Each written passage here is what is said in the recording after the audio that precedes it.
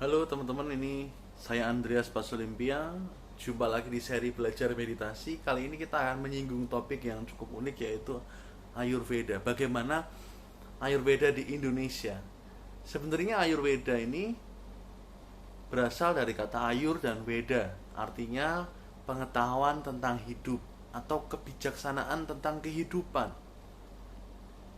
Dan ini masih ada kaitannya eh, dengan Weda tentunya, yang berarti adalah ujungnya pasti adalah ajaran sejati, mengenal sejatinya diri, mengenal sejatinya hidup ini. Siapakah aku sejatinya? Apakah hakikat batin itu? Tetap ke arah sana, tapi memang kita akan melihat ya. Jadi kebijaksanaan hidup ini nanti akan dijabarkan melalui ilmu elemen. Ilmu elemen itu nanti layak ya untuk kita bahas sendiri ya. Ini saya cuma bahas sepintas aja, yaitu tanah, api, air, angin ya. Tanah, api, air, angin dan ruang. Ya, tanah, api, air, angin dan ruang. Nanti bahasa Pali ada Patawi, Apo, Tejo, kemudian bahasa Sanskerta ada Akas, ada Agni dan lain sebagainya. Nah, elemen-elemen ini saling bertautan, bergerak dan membuat satu gerakan transformasional, gerakan yang bergerak di alam semesta ini. Nah, nanti di Ayurveda itu di kompos menjadi tiga. Jadi Vata, ruang dan angin, Pitta, air dan api, dan Kapha, yaitu tanah dan air. Ini cuma sepintas ya, karena ini layak banget untuk didalami. Ada juga di video ini seri belajar meditasi soal 3 jenis penyakit menggunakan pengobatan India. Itu saya juga tentu merujuk secara mudah ya, bukan secara esensial kepada Ayurveda, tapi pakai bahasa yang mudah. Nah, jadi dari elemen inilah muncul pergerakan-pergerakan, dan ditelitilah kebijaksanaan hidup ini.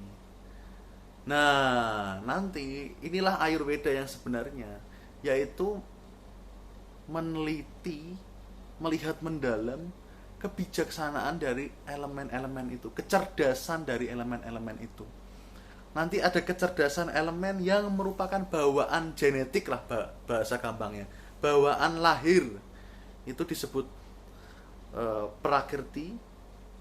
Nanti juga ada elemen-elemen yang menjadi kondisi saat ini di sini, yaitu pergerakan cuaca, kota, ruangan. Itulah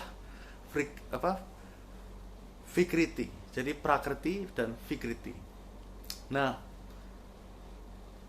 buat saya paling penting itu adalah Vikriti ini, karena bisa melihat apa yang terjadi di tarian elemen saat ini, dan tentu ya ada kaitannya dengan prakriti ya. Nah, tarian antara prakriti dan Vikriti ini jadi tarian antara melihat mendalam elemen bawaan kita dan elemen di sini dan saat ini. Itulah yang merupakan inti sari dari Ayurveda yang sesungguhnya, yang mendalam. Nah, tapi nanti dari situ muncullah Ayurveda lifestyle, yang nanti tentu bukan masuk ke esensialnya, tapi adalah masuk ke terapan-terapannya. Bagus sih, bagus. Tapi memang Ayurveda yang esensial ini sangatlah membantu banget dan lebih mendalam lagi. Jadi memang nanti yang menjadi penguraiannya adalah Krishna atau Krishna, dan banyak guru-guru agung yang menjadi pengurai dari Ayurveda.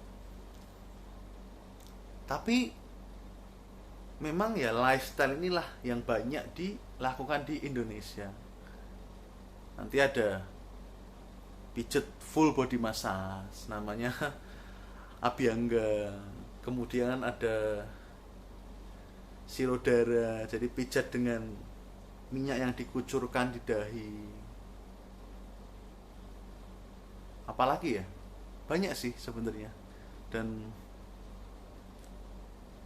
banyak sekali intinya lifestyle yang memang baik, membersihkan lidah, kemudian aromaterapi, kemudian penggunaan spices atau rempah, kemudian bagaimana penataan lingkungan dipadu dengan ilmu India namanya Vastu Sastra, yaitu penataan lingkungan.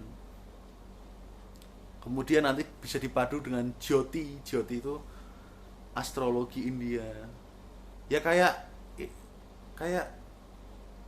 ilmu Cina juga yang memang kompleks gitu ya. Tapi sebenarnya yang lifestyle ini terus nanti mulai banyak tempat-tempat perawatan Ayurveda yang berbasis Ayurveda. Dan di Indonesia meskipun belum pesat banget nget, tapi sudah banyak, terutama di Pulau Bali ini.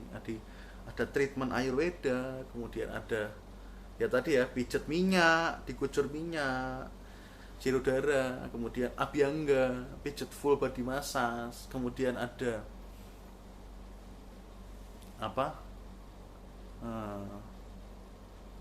retret Ayurveda dan lain sebagainya, masak gitu. Cuma ya itulah perkembangan Ayurveda di Indonesia sampai dengan tanggal video ini dirilis. Nah, tapi saya ingin mengaitkannya dengan meditasi. Meditasi itu salah satu artinya adalah looking deeply, melihat mendalam tentang realitas. Arti yang lain adalah menjadi familiar dengan sejatinya hidup ini. Nah, tentu kalau sudah bicara seperti itu, yang menjadi sangat dekat dengan ajaran sejati adalah Ayurveda yang mendalam ini, yang sesungguhnya, yang bukan hanya lifestyle, tapi memang kita diajak untuk bukan hanya melabeli dengan teori-teori, kamu kapa, ini pengucapannya begini, ini begitu, tapi lihat gitu langsung bahwa misalnya kita melabeli ada cemas, berarti adalah vata atau energi angin. Kemudian ada marah, berarti ada pitta. Kemudian ada bosen, berarti ada kapha. Nah, penarian elemen-elemen ini penting banget untuk dilihat dalam meditasi.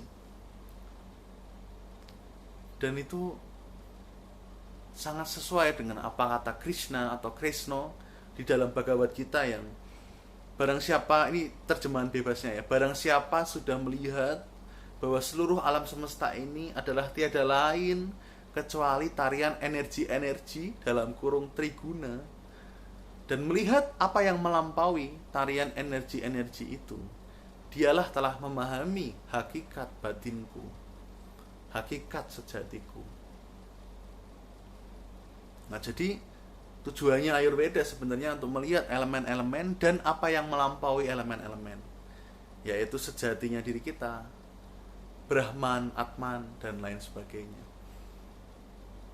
Jadi saya mengajak teman-teman untuk ya ayo kenali elemen-elemen, dan melihat hidup itu merupakan satu tarian yang sebab akibat saling bergantungan. Sangat menarik dan sangat-sangat penuh dengan pengalaman yang indah. Richness of experience. Jadi apakah Anda ingin Ayurveda yang lifestyle sebagai satu sarana untuk merayakan hidup? Boleh. Atau Anda ingin menyadari Ayurveda yang lebih dalam dan mengaitkannya dengan meditasi? Boleh juga. Silahkan. Dan kalau ada yang bisa dibantu dan ada pertanyaan, silahkan komentar dan lain sebagainya. Semoga membantu. Dari saya, terima kasih, selamat belajar dan berkah mengalir selalu.